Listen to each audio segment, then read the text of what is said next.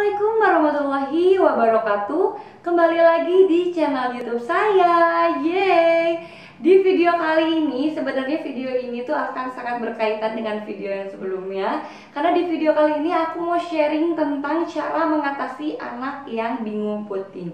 Oh ya moms, buat kalian yang penasaran dengan background aku yang isinya sendal-sendal, itu sebenarnya sendal produksi aku sendiri loh. Jadi buat kalian yang tertarik pingin pesen sendal ini, bisa langsung aja cek Instagramnya di Wilka Fashion, wilka.fashion. Kalian bisa langsung pesen, dan yang pasti kalian bisa custom warna loh. Yuk, kalian bisa langsung chat aja ke adminnya dan kalian bisa konsultasi apapun sesuai dengan sendal yang kalian mau gitu. Oke, kita langsung aja masuk ke videonya ya. Jadi di sharing kali ini aku tuh mau berbagi tips ke kalian buat para mami-mami yang sedang mengalami stres karena anaknya sedang mengalami bingung puting. Di video kali ini aku mau kasih solusi nih moms buat kalian, cara mengatasi anak yang bingung puting. Gimana sih caranya? Ya ampun, aku tuh galau banget, anak aku tuh nggak mau neneng. Gimana dong cara ngatasinnya? Oke, aku akan kasih tipsnya.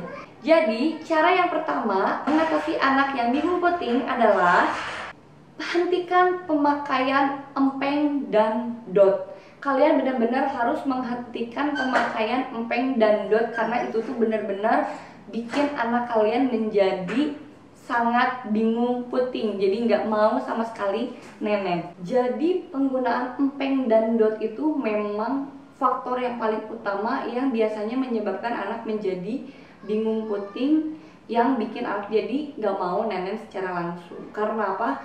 Karena penggunaan empeng dan dot itu, apalagi botol dot yang diisi dengan air susu, mau ASI ataupun formula, itu tuh membuat bayi jadi males nenen secara langsung. Karena nenen secara langsung tuh kayak butuh effort yang lebih keras gitu loh ya. Sedangkan nenen di dot itu kayak sekali kenyot tapi langsung gelegek banyak gitu. Nah, jadi bikin bayi tuh males buat nenen secara langsung. Jadi kalau udah kenal dot itu biasanya males buat direct breastfeeding.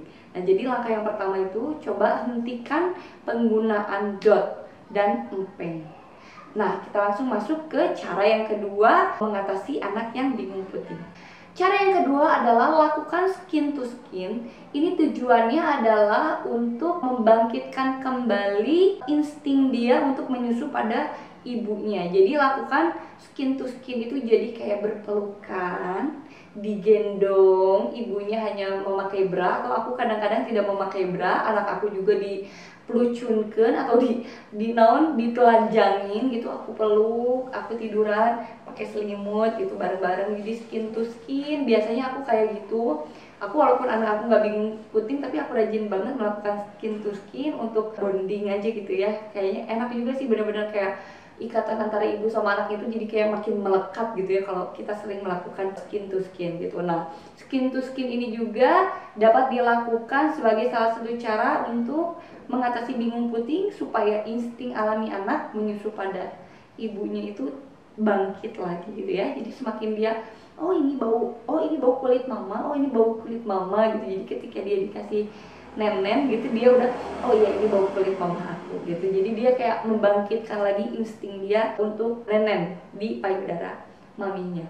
Nah, sekarang kita masuk ke cara yang ketiga mengatasi anak yang bingung puting.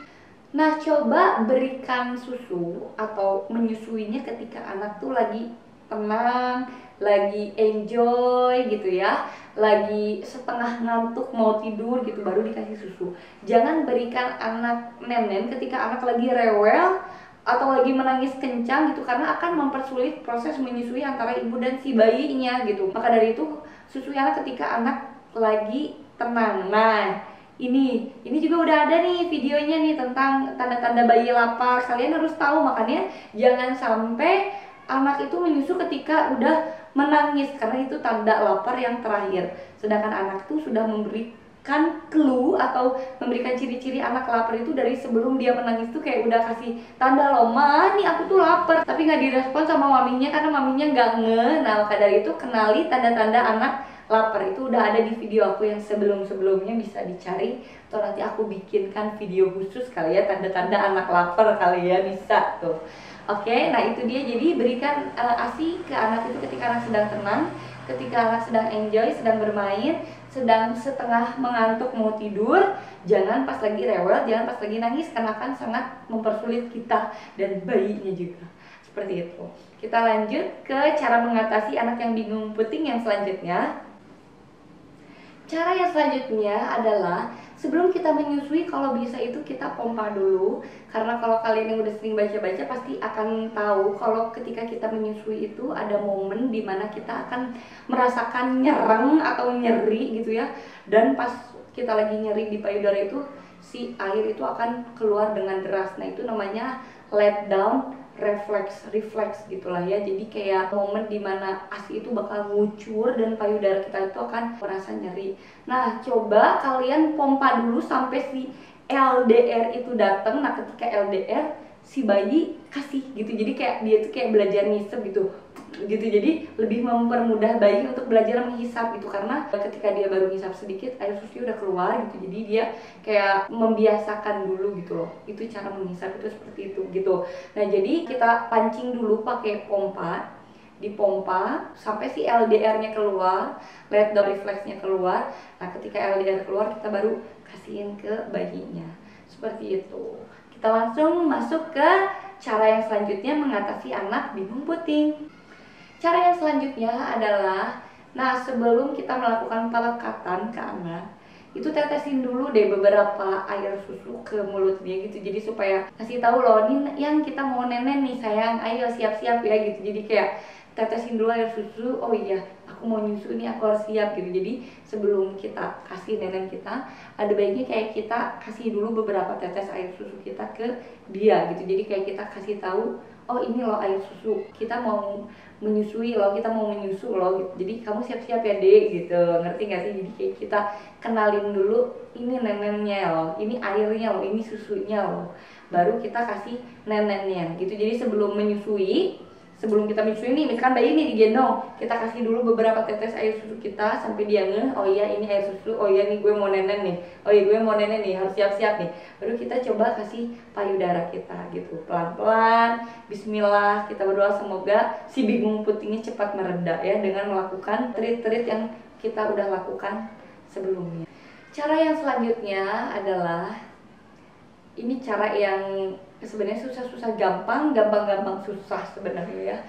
Ini ketika kita dalam proses mengatasi anak yang lagi bingung puting, kayak misalkan stop memberikan botol, kita harus skin to skin. Ya cara-cara yang tadi udah saya sampaikan, yang udah tadi aku paparkan di atas itu tuh harus dilakukan dengan cara yang tenang, dengan cara yang sabar, konsisten, harus terus-menerus. Jangan sampai kita udah skin to skin tapi dianya tetap nggak mau nenek, udah apaan sih, nggak ngaruh ternyata.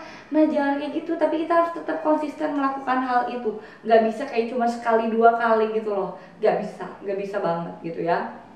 Nah ini tuh harus dilakukan dengan tenang, ibunya harus happy, maminya harus happy, harus bahagia, harus benar-benar nggak ada beban, nggak boleh stres, nggak boleh emosi, harus benar-benar tenang, harus benar-benar sabar, harus benar-benar happy sehappy-happynya, supaya si proses menyusui ini bisa berjalan lancar sampai 2 tahun. Alhamdulillah, karena aku pun ngerasain kayak ya ampun bisa menyusui 2 tahun lebih 10 hari itu kayak bener-bener kebanggaan banget buat aku sebagai seorang ibu. Bahagia banget gitu, jadi kayak nggak sia-sia ternyata aku hidup di dunia ini tuh bisa nyusuin anak aku gitu. Jadi kayak ada manfaatnya gitu loh. Aku tuh kadang-kadang jadi kayak sekarang pun kayak pas proses mau menyapih pun aku tuh kayak galau, aduh kalau aku udah nggak menyusui anak aku masih butuh aku nggak ya gitu. Jadi kayak aku yang galau gitu pas mau proses berhenti menyusu tuh, malah jadi aku yang galau, bukan anak yang galau ya, karena saking happynya bisa menyusui sampai 2 tahun gitu ya. Kesenangan aja buat aku gitu ya, ternyata se-happy gitu loh gitu ya. Bukan berarti mami-mami yang nggak menyusui secara langsung atau nggak bisa mengasuhi secara langsung, nggak bisa memberi ASI juga nggak punya kebanggaan ya, nggak seperti itu. Tapi kita punya kebanggaan masing-masing ya. Aku sih dengan memberikan ASI ke anak aku 2 tahun itu udah bikin aku bangga. Dan setiap orang tua itu pasti mempunyai caranya masing-masing. Bukan berarti orang tua yang tidak bisa memberikan ASI itu bukan orang tua yang baik, bukan. Setiap orang tua punya caranya masing-masing untuk memberikan yang terbaik buat anak-anaknya, gitu ya. Nah, maka dari itu kitanya kalau kita mau sukses mengasihi, menyusui, ini kita dalam konteks orang tua yang mau menyusui loh ya Mam ya, bukan berarti orang tua yang tidak mau memberikan atau tidak bisa memberikan ASI kepada anaknya itu bukan orang tua yang tidak baik, bukan. Aku nggak bilang seperti itu, tapi ini kita dalam rangka orang tua yang mau menyusui tapi sedang mengalami kesusahan karena anaknya mengalami bingung puting. Nah, ini caranya seperti ini, cara mengatasinya seperti ini. Dan karena memang buat aku menyusui secara langsung itu mempunyai kepuasan tersendiri. Jadi ya, buat kalian yang lagi berjuang untuk mengatasi anak yang bingung puting, bismillah, ayo, aku yakin kalian pasti bisa, aku aja bisa, kalian pasti bisa, aku percaya itu ya. Semangat buat kalian. Videonya cukup sekian, wabillahi taufiq wal hidayah. Wassalamualaikum warahmatullahi wabarakatuh. Sampai ketemu di video yang selanjutnya.